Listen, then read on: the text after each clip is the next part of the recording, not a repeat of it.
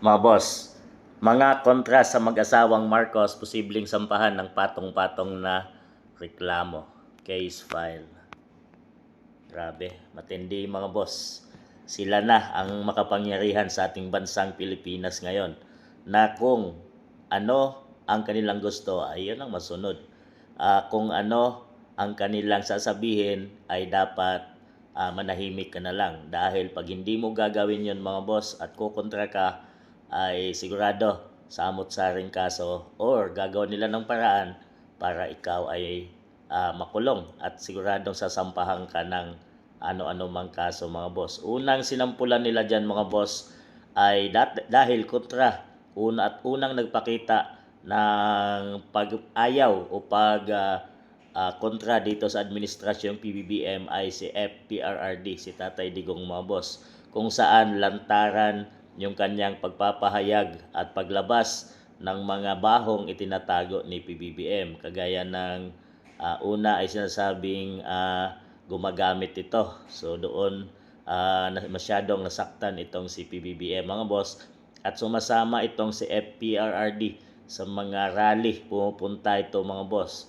So sinasabing malaking tinik at hadlang ito sa administrasyong PBBM si FPRRD, kaya gumawa ng paraan sila at ayun ay pinadala nila sa dahig ICC mga boss nang walang due process. Pangalawa dyan, si Pastor Kibuloy, talagang dahil kaalyado din ito at mayroon itong media station mga boss at doon ay nagpapahayag ito ng pagtutol sa administrasyon, ay yun, tinira nila mga boss at pinatahimik, ipinakulong.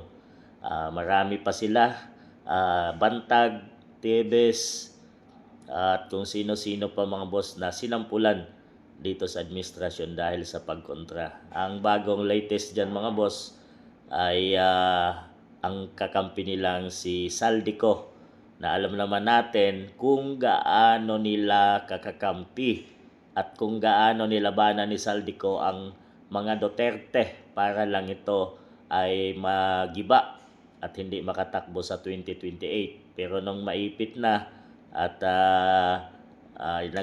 nag-ingay na si Saldico, naglabas ng mga video statement, ayun, kinasuhan nila agad si Saldico mga boss.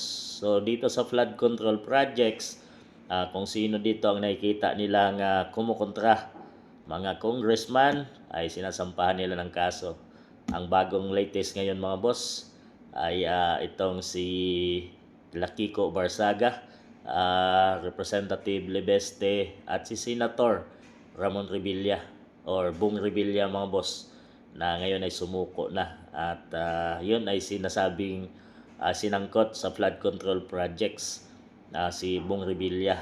Pero yung ibang mga una nang isinisigaw kagaya na Diskaya at yung iba pang mga contractors ay hindi pa nakakulong mga boss, ay nauna pa itong si Bong Revilla na makulong ngayon. So talagang pagkontra ka sa administrasyon ay posibleng or sasampahan ka ng samot-saring patong-patong na reklamo, kaso para ikaw ay manahimik. So anong gagawin mga boss?